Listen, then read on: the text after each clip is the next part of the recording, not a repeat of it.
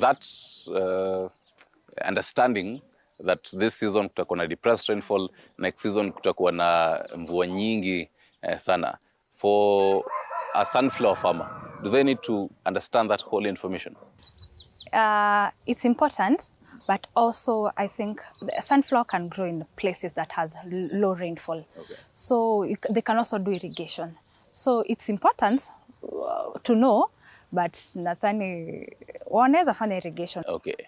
So that means the amount of water that mkulima atahitaji si nyingi sana. It's a taproot. Yes, inaweza ku nini yake roots zake. Okay, right. The ones that are just behind us here, they look amazing. How old are they? They are almost 2 months. Yes. 2 months. Okay. So tuanze na hiyo process here. And I have the seeds. I've come to, let's say, Agitech, and meniuzia seeds.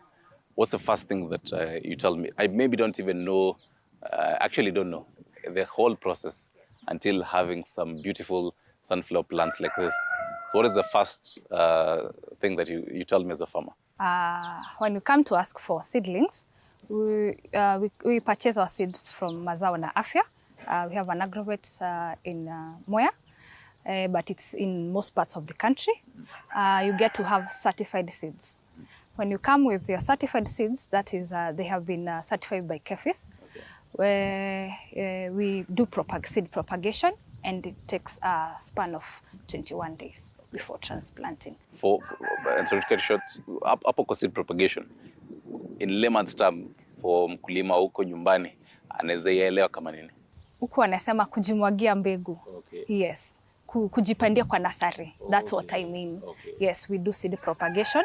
Yes, under controlled environment. For how long? For 21 days. For 21 days. So after 21 days, I get it as a seedling now. All right. So then now after that? After that, the farmer can come for the seeds, for their seedlings, then they can come and transplant. Okay. Yes. Now in that process of transplanting. So this farmer has maybe, let's say, pali hii iko, I don't know the size of this one, but let's go with a quarter an acre. Hapo nje ya nyumba yangu, kama mkulima niko na quarter acre. Nataka kuona venye nitapanda hiyo. The amount of seedlings mmenipatia. Let's about, 50 of them? 50 seedlings. Ama 50 ni nyingi? 50 yani kidogo, si mingi. No, this is a small piece of land, and I'm sure it could more than 50. Okay. But you see, it's a small piece of land, yes, and si mingi sana, yes, but production yake itakwambia. Okay, right. So we go with 100? Yeah, maybe 100. So 100 with that, a quarter an acre. For the 100 seedlings zenye umenipatia, na nisha lima shamba, ninapanda aje? Tell us about the spacing. 75 by 75. You can do drip irrigation as we have done here. Then there are those who do furrows. Wanatengeneza furrows, wanapanda hapo ndani, especially watu wale huwa wanafanya irrigation hii ya maji mingi. Okay. Yes. So 75. How deep is the hole? Maybe 2 meters. But not really but not literally the whole the furrow, okay, itself. Yes. So nafaa kuweka seedlings ngapi in one hole? One or maybe 3. There are those who prefer like that. After some time unaweza fanya gap nyingine, but it's 75 by 75. Right. Yes. So after nimeweka the seedlings, manure, fertilizer? Yeah, you can use planting fertilizer, and also you can mix with manure. Okay. Any let's say specific type of fertilizer that would really work on this? Just a planting fertilizer for cereals that is high P. Yes, yes, okay, yes, high phosphorus. All right. Yes. So for example, I was doing this on the first week of December.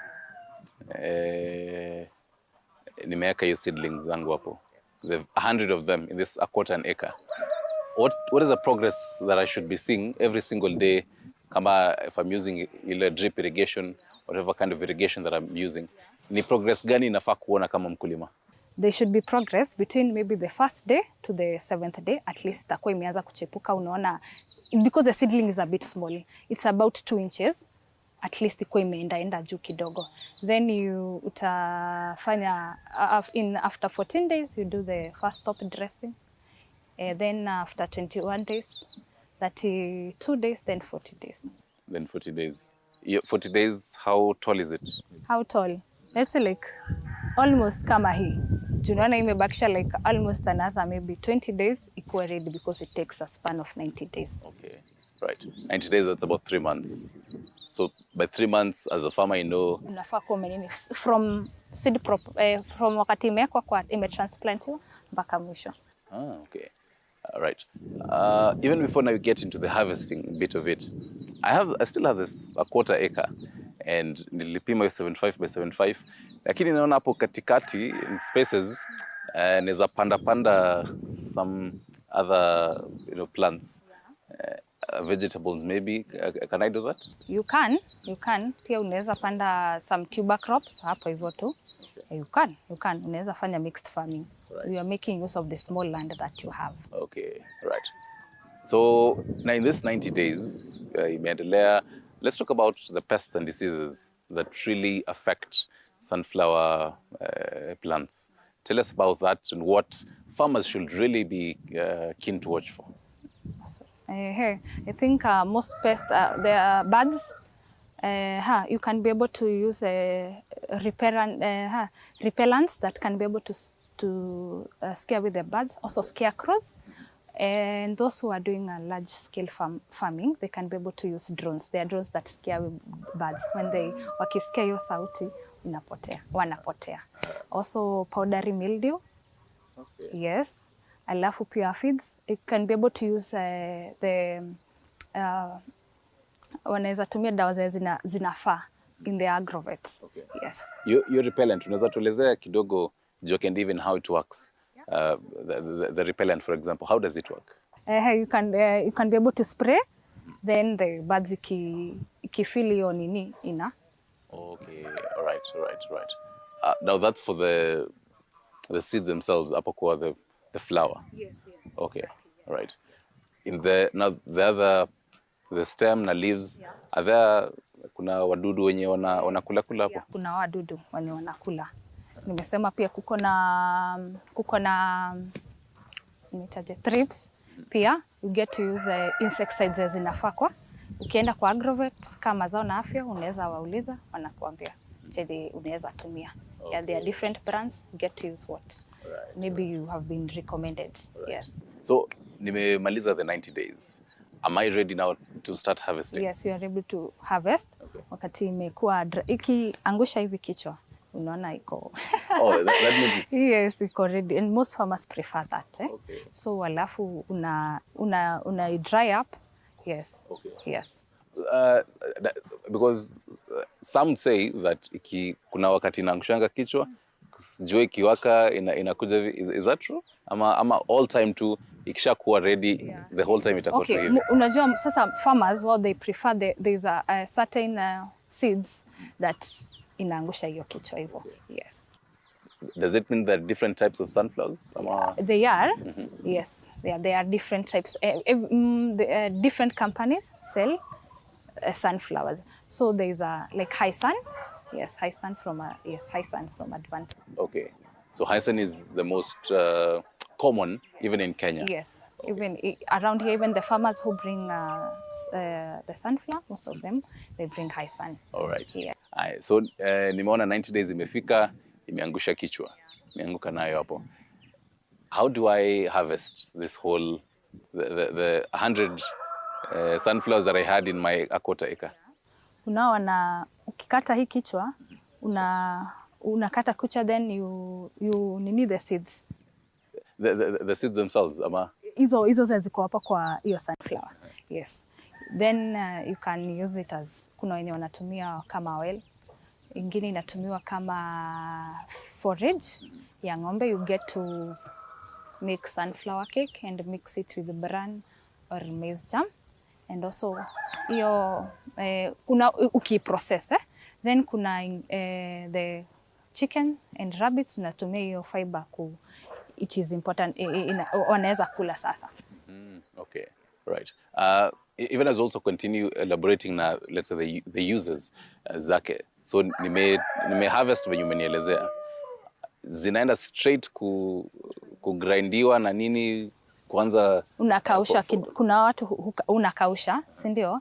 Then hizo seeds sasa let's say let me use maybe niseme unazi harvest. Okay. Yes. Alright. Yes, then kuna watu sasa process, unazi grind, then kuna ingine itakuwa unga. Unatumia wengine sasa unatumia kama kutengeneza sunflower cake, na wengine wanatumia kama kutengeneza oil. Unakausha for how long? Unakausha maybe for 7 days. So unatumia unakausha for a week. Yes. But then if you're having such a weather yenye every single after 5 minutes nini inanyesha, what do you do? You can be able to, unajua pia kuna watu wanakuanga na storage places za kuweza kukausha hivi. Unaona vile kitambo watu walikuwa wanaweka mahindi mali ndani wanakausha. You can also be able to do that. Granary, what do you call them? Granary. Okay. Right. So by that time as a farmer nafaa ku expect iko ngumu ama itakuwa? Itakuwa ngumu kidogo. Yes. Right. Yes. The 100 plants now, they're no longer now seedlings. The 100 plants venye sasa nimezi harvest zote approximately zinaweza nipatia kilo kama ngapi? 100 seedlings. Maybe let's say around let's say maybe 100 kgs to 150. Yes. Okay. Yes. Right. Yes. For the farmer, now how do they make ile hesabu ya pesa sasa on this one? In the common market, mostly in mali kama Kirinyaga, how does that go? If nime harvest hiyo na nimepata that number of kg.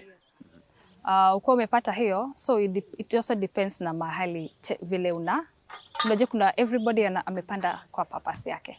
So kuna mtu maybe amepanda yake ni ya kutumia kama oil, mwingine ni kutumia kama forage. For example, umeenda kwa duka, maybe hapa kwetu ukikuja kupandiwa, one tray is 1200 shillings.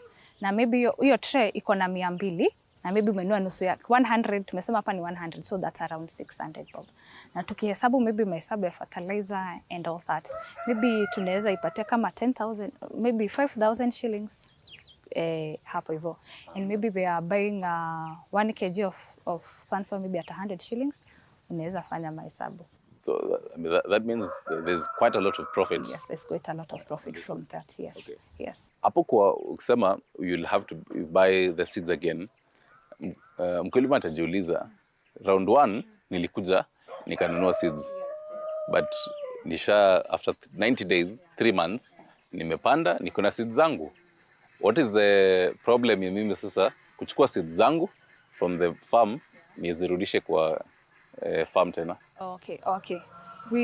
I would advise that mtu achukue unajua sasa hizi already ushapanda, then number 1 seeds zenye unanunua kwa agrovet, that it's an F1 so iko na resistable to diseases and maybe inaweza kukua in a certain kind of place. Alafu sasa hii ni F2 already maybe sha cross na zingine, so maybe the production rate haitakuwa kama hiyo ingine, ama maybe vile itakuwa susceptible to some diseases or some things. Yes. Right. So ndio hata tuelewe kitu ya F1 na F2 vizuri, to break down mkulima pale elewe. Yes, okay, F1, so the seeds ziko processed ama ndio zikwe pest resistant na nini? Are they processed after sasa zimetoka kwa shamba zinapelekwa mahali zinakuwa processed for that aba? The kampuni sasa ndio unajua iko na germ plasm zake za kuweza kuprocess. Okay. Yes. So the companies wenyewe ndio wanafanya hiyo mambo yote. Okay. Ili sasa ikuwe certified that if and iko good for farmers, they must test it, iko good for farmers wanaweza panda. Right. So that means nikipanda hii yangu nichukue kidogo tu, like about 100 seeds of them, niangushe hapo. Haitakupatia, itakuwa na difference. Mazao yake na hiyo ingine itakuwa different. Lakini bado itamea tu. Itamea, lakini utaona there is some difference. Okay. In mazao. Okay. Yes. That's why we are moving away from chenye tulikuwa tunafanya kitambo. We are moving into new technologies. Hizi kukua na wale watu wanafanya hizi seedling, the ones that are the companies kukuja up na these seeds, that's new technology. We want, unataka more yield, most of the seedlings seeds inakupatia more yield, alafu unajua pia diseases wanaweza kujua ni which diseases zinasumbua nini, so they are able to curb that gap and also to reduce the cost of production through that. Yes. You mentioned kitu moja very very important, that's technology. They realize that ukienda pale ushago hata shosho ameanza kujua how to use technology kidogo kidogo. I don't know, as a farmer and even experience yako with even other farmers around hapa Kirinyaga, what is the use of technology and what the use gani ya technology enye inaweza tumika hapa? Yeah, you had mentioned drones and all that, but even others that can also be used in sunflower farming. Okay, number one, we can use of drips. Number one, it helps kutumia drip unaweza kumanage ile maji yenye inatoka. Okay. Number two, also you can be able to use badala ya kuweka fertilizer directly kwa mmea, you can be able to, kwa hiyo mali unatoa hiyo maji unaweza kuweka fertilizer ndani ili iweze kunini mmea, alafu mmea ina take up from the roots. Interesting. Yes, okay. Yes, yeah. Any other? Any other? I think now ile two in we mentioned having certified seeds. Okay. Yes. Let's see the drones and all that. Yes, now that's exactly. For a large scale. Yes, that's for a large scale farmer. And still even for, let's say, a large scale farmer, someone has about 2-3 acres. I mean, that's definitely quite huge. Will that mean that huyu mkulima lazima akue hapo ama kuage tu na mtu hapo for all those 90 days? Kuna mtu every single day ana inspect to all the sunflowers nini, ana make sure everything is okay, ama anaweza enda kuna 8 to 5 job akuje angalie? I think unafaa at least kuwa na somebody who is able to check for you.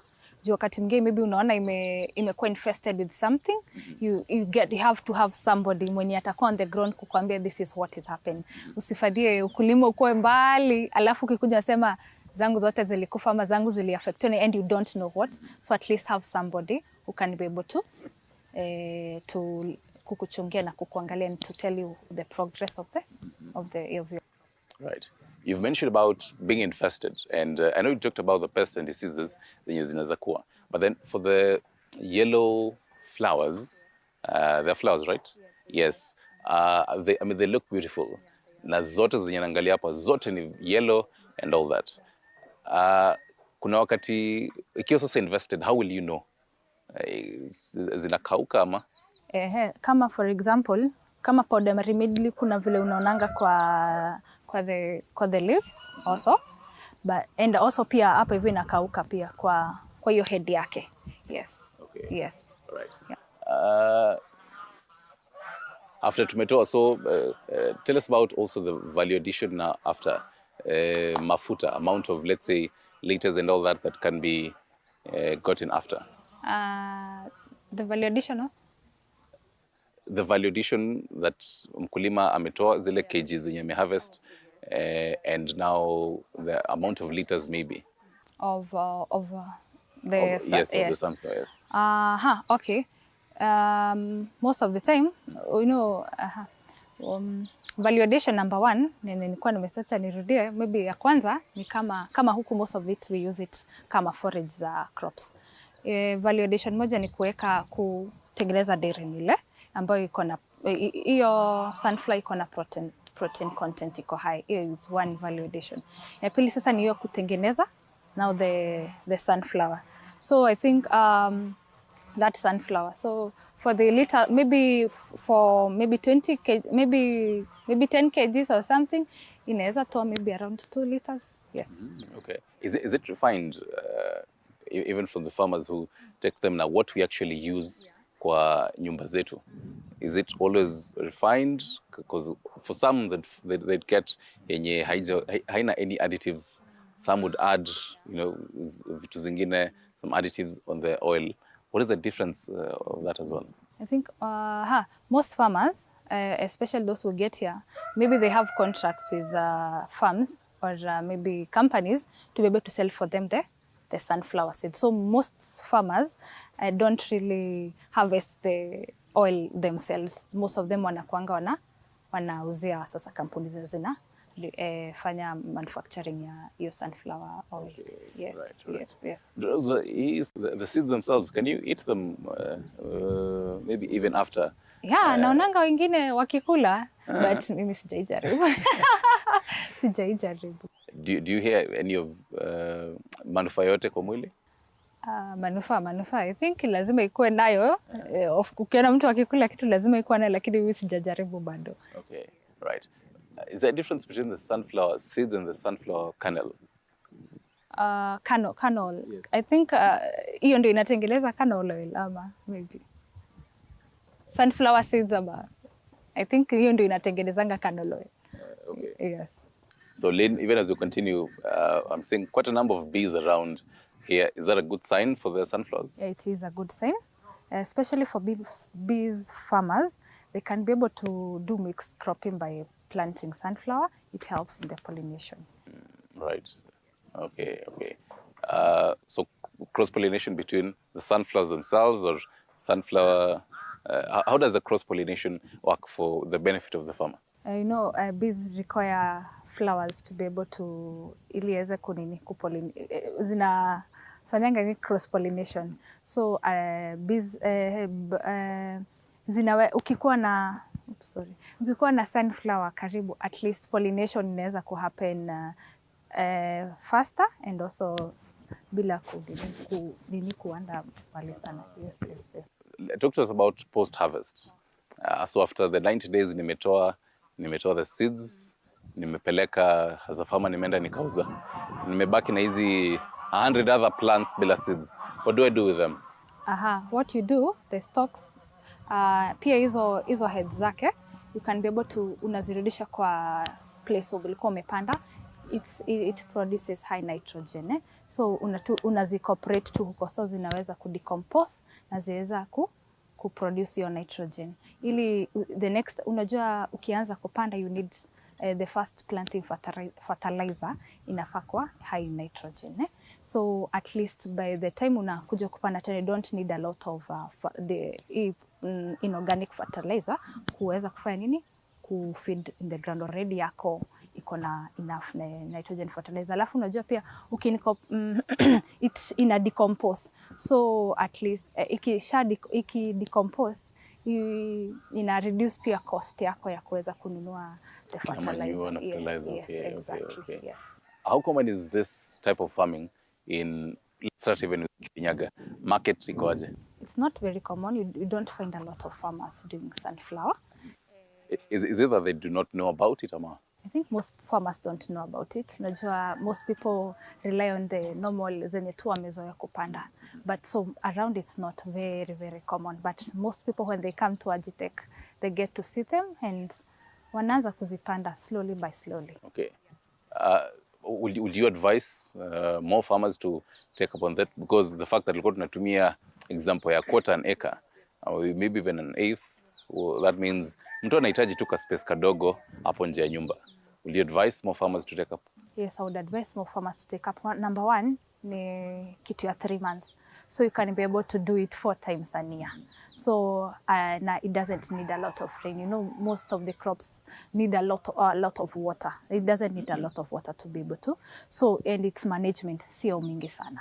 Management yake ni kidogo. So, and number 3, when you go to our supermarkets, ukienda kwa shelf ya mafuta, you get sunflower oil, it's expensive. So of course, wale wananunua, they buy it ata inanunulia kwa nini iko bei iko juu. So yes, so I'd advise them wapande, because sasa tumeanza kuona watu wakiembrace kutumia hiyo sunflower oil.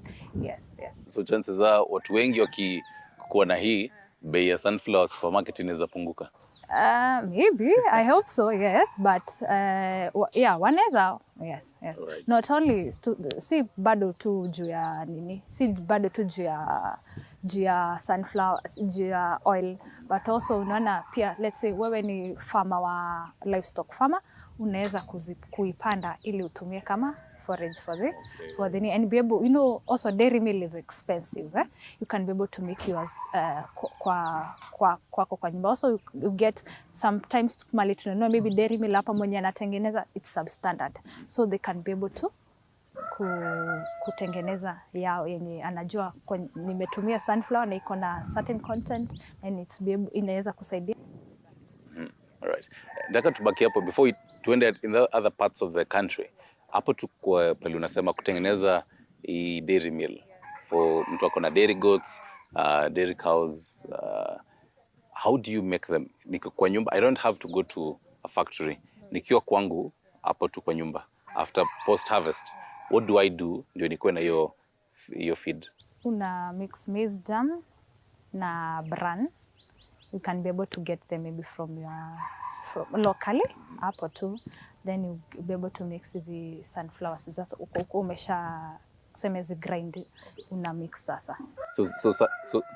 So sunflower after nimezikausha, ulituambia unakausha for around a week. Around a week. So nimekausha na grind. What do I locally ninaweza tumia nini ku grind if I have a very huge like 100 kilograms of them? Maybe kuna watu wenye naonanga they do this traditionally. Ile za kubonda bonda, okay. Ndio naona wanafanya. Most of them wenye nimeona they do that. So inakuwa hadi powder. Yeah. Netawaje inatoa koka ile outer shell yake. Yeah, yes. Okay. So unaweza then una mix na nini na hizo vitu nilikwambia. Maize germ na bran. You can get them locally. Okay, so mix now, that's the feed for the cows and goats. Yeah, but si hiyo peke yake. Of course una supplement na hay, maybe grass ama napier grass. Yes, hiyo sasa ni kama supplement tu. Ni kama vile wewe tu unakunywanga supplements. So that's a supplement also. Advantage ya hiyo, what does sunflower come with yenye ina benefit hizo mbuzi na ng'ombe? Iko na protein content iko juu number 1. Alafu pia fiber hiyo nini yake kama haija processiwa sana ndio sasa tunapatia kuku na maybe rabbits, inaweza kuwa na fiber content iko juu. Hizi need a lot of your protein content. Yes. Inasaidia pia kuproduce sasa maziwa sana. Right. So tumesaidia tu viewers wa Kirinyaga wakajua where to get the seeds na also venye market inakaa. Na pia ni challenge for them wajue haija kuwa common sana, so they can take it up. Now as Agitech, you definitely talk to and reach out to farmers across the country and even in East Africa. Ni places gani zenye mmeona sunflower farming imeanza kukua the trend? Which counties mostly ndio watu wanaanza kuchukua sunflower? Mostly hizi Mbere around uko Macha Eastern, ndio nimeona watu wengi wana take up sunflower farming. Yes. Everything always has its own challenges. Whatever you've explained to us, it might really sound very easy. Na kama nachukua the F1 seeds, yes. Nakuja, let's say 100 of them, napalilia, make sure niko na my own irrigation hapo, and after 90 days nangojea mazao. I don't have to go aina stress nyingi from what I'm getting. But as a farmer, as an experienced farmer, what are the challenges that I should expect? I think one challenge especially is the market. Maybe unapanda, you'd expect to get market, unakosa sasa. Yes, market for the sunflower seeds. So I think maybe the government can be able to come up with strategies to be able to get ready market for these farmers. Mtu ametumia a lot of money there, ameifikisha mali amefikisha, then afterwards anakosa mali pa kupeleka. Now that's a challenge after post-harvest. No, sasa ukisha harvest. Yeah, that's the main challenge that farmers kama wanakujanga wanatuambia nilipanda sikupata, inaharibikia kwa shamba. Yes, most people get those especially that challenge. Right. In the 90 days, what are some of the challenges that I should expect? Of course, birds, the pests. The pests mostly ni hizo. Najua maji nimekwambia hitaji mali kuna rainfall mingi, just do irrigation. I think maji si shida sana. Pests na birds sasa mostly. Okay. All right. Just to reiterate, for the irrigation, because for what you guys are having here is a drip irrigation, right? So that would really be most common for what you'd advise, the drip irrigation. Okay. So that in case uni farmer mwenye ameenda job asubuhi anarudi jioni, so hahitaji kukua hapo the whole day. Yeah, I think drip irrigation is very important because tulisema that you can be able, we kwa time yako tu hata kujia, ukitokea jioni unakuja sasa unafungulia tank yako inakuja ina nini maji, you can be able to eka nini hapo ndani fertilizers. Si lazima ulipe watu wakuje eka fertilizers, so inakuja tu ina nini fertilizer. So I think drip irrigation is very very important too. Sasa iki nini kwa ina feed from the roots, then ndio maana unaona hizi zetu ziko vile zinakaa. Okay. Yes. Right. You'd also told us that in Azamea, any part of the country, this means that the type of soil pia haijalishi, because you'd find in other places kuna clay, wengine ni sand, very sandy, mahali kama Athi River. Hapo, depending on the type of soil, will that determine what type of irrigation I use? Yeah, okay, of course, unapata, not really, because you know, drip irrigation also requires some little bit of capital. So I think you can use any type of irrigation. That's why nilikwambia you can be able to use the furrows juu wakati yenye unaeka maji ili mchanga isiweze kufunika nini. All right. So, your last thoughts, advice yako kwa wakulima on why they should really have this as both as a cash crop for them, iwaletea pesa, na pile as domestic use. I think the advice farmers, let us move away from the common crops that tumezoea kupanda. Unasikia maybe maize, and let us diversify. You know, ukidiversify you get to have maybe sunflower ingine, na maybe imekwama ingine inaweza kukwamua mahali. And kama vile tulikuwa tumesema mixed, let's say you have bees na ingine, you can be able to, bees zikisaidika from the sunflower, unaweza kuvuna sunflower na iweze kukupatia pesa. So I think diversification, unaweza fanya something outside of what you have been doing. Right. Yes. Right. Have you ever used sunflower oil? Yes, I have. Ikoaje compare na hizo zingine? Hautumiangi wingi, unatumiangi kidogo, unaona iko okay. sawa. Yes. Right. So, think hata pia mimi nitajaribu ni compare notes. Thank you very much, Lynn. And thank you very much for being part of AgriTalk on Morning Cafe. Thank you. Oh, yes. Ladies and gentlemen, thank you also for being part of AgriTalk. I hope you've learned a thing or two about the sunflower oil yenye unatumianga kwa nyumba ama yenye unaonanga kwa supermarket. Shinganga, why is it quite expensive compared to even other kind of brands of oils, cooking oils? That is, Lynn has definitely told us, it's not really that common in Kenya, in different parts, but then it is a growing trend.